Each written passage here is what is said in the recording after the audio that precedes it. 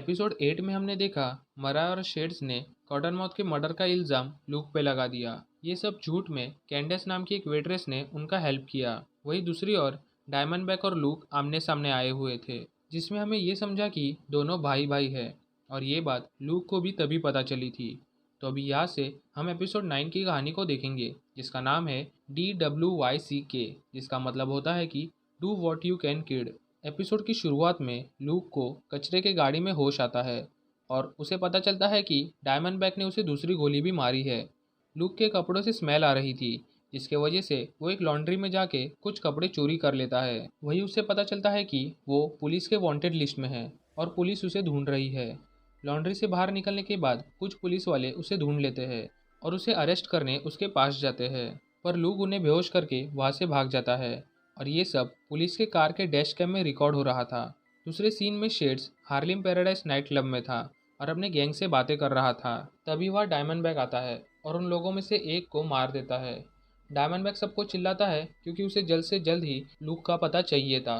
दूसरी तरफ मराया अपने भाई कॉटनमाउथ के डेड बॉडी के सामने खड़ी थी और उसे बातें कर रही थी। तभी वह शेड्स आके मराया को कहता है कि डायमंडबैक फिर से वापस आ गया है और अभी उसे लूक चाहिए।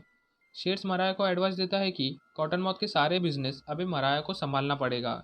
इसी वजह से मराया डोमिंगो के पास जाती है, जो कि कॉटनमाउथ का एक पार्टनर था। मराया डोमिंगो को कहती है कि उसे कॉटनमाउथ के सारे पार्टनर्स को मिलना है।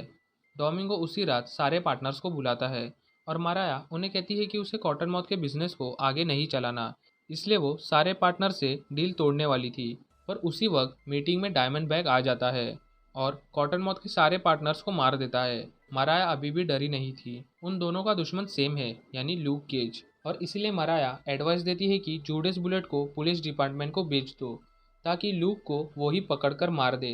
अगर ये किया तो डायमंडबैक के हाथ भी गंदे नहीं होंगे और उल्टा वो फेमस हो जाएगा और लूक भी मर जाएगा। डायमंडबैक मराया के इस आइडिया से इम्प्रेस हो जाता है और उसे नहीं मारता और वहाँ से चले जाता है। इसके बाद हमें मिस्टी की कहानी को देखेंगे, जिसे एक थेरेपी सेशन को अटेंड करना पड़ रहा था। मिस्टी के सामने एक डॉक्टर था जो मिस्टी के दिमाग में क्या चल रहा है ये सब कुछ सुनने आया था। इस सेशन के दौरान मिस्टी अपना पास्ट और वो इस पुलिस डिपार्टमेंट में कैसे आई ये सब कुछ बताती है। मिस्टी ये भी कहती है कि डायमंडबैक जब उसे मारने वाला था तो उसके दिमाग में क्या चल रहा था। सेशन के बाद इंस्पेक्टर प्रिसिला मिस्टी से मिलती है और उसे लूक केज का वीडियो दिखाती है जिसमें उसने पुलिस पे हमला किया था। प्रिसिला मिस्टी को ऑर्डर देती है कि उसका भी नेक्स्ट मिशन लूक को अरेस्ट करना है, इसलिए मिस्टी अपने वॉल पे लूक के ही पिक्स लगाती है। दूसरी ओर क्लेयर अपने कैफे में बैठ के लूक के स्किन की इन्फॉर्मेशन देख रही थी। तभी वह इंजर्ड लूक आके कहता है कि उसे दूसरी गोली भी लगी है। क्लेयर को अभी बस एक ही रास्ता दिख रहा था, जो था डॉक्टर नोवा, जिसने लूक पे एक्सपेरिमेंट किया था और उसे ये सुपर पावर्स दी थी। इसलिए क्लेयर डॉक्टर नोवा के घर जाके उसे हेल्प मांगती है, पर डॉक्टर हेल्प करने से मना कर देता है।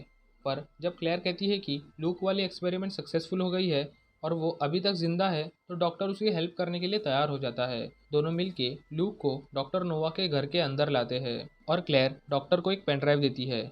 इस पेन ड्राइव में वो सारी इन्फॉर्मेशन थी जो लूक को ठीक कर सकती थी, और ये इन्फॉर्मेशन लूक की पहली जीएफ रेवा ने संभाल कर रखी थी।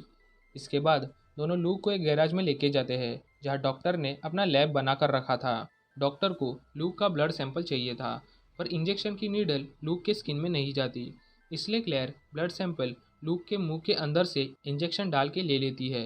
डॉक्टर को समझता है कि लूक की स्किन पहले सॉफ्ट करनी होगी, जिसके लिए उन्हें लूक को उबलते हुए एसिड में डालना होगा। मैं तुम्हारी स्किन को उबलते हुए एसिड में डालूंगा और फिर गोलियां बाहर निकालेंगे। क्या हुआ? मैंने इसे जानवर पर आजमाया है। ये मुझे तंदूरी चिकन बनाना चाहता है। शायद ये तुम्हें तलना चाहते हैं। क्लेयर लूक को इस ट्रीटमेंट के लिए तैयार कर रही थी और लूक कहता है कि इस ट्रीटमेंट में अगर वो मर गया तो रेवा की पेन ड्राइव क्लेयर अपने पास छुपा कर रखेगी, क्योंकि अगर ये इन्फॉर्मेशन किसी गलत इंसान के हाथ लग गई तो कोई भी लूक केज जैसी पावर्स को यूज़ कर सकता है। इसके बाद दोनों मिलके लूक को एक बड़े से बाथ टब में डालते हैं जहाँ पहले से ही बॉइल्ड होता हुआ एसिड था।